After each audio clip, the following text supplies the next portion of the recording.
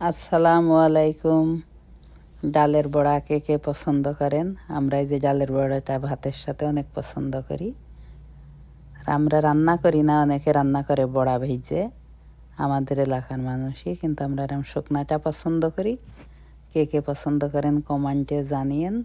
এখানে তেলও কম দিই, একদম ডুবা তেলে ভাজি না।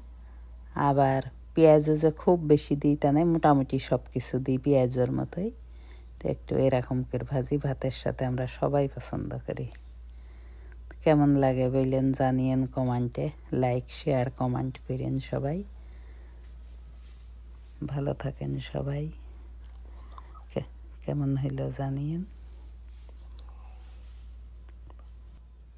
মশলাগুলা পেঁয়াজ ওই যা যা দিয়েছি এইভাবেই দিই। ধনে গুঁড়া, জিরা গুঁড়া আর এমনি যা মশলা, একটু পেঁয়াজটা পরিমাণে কম দিই।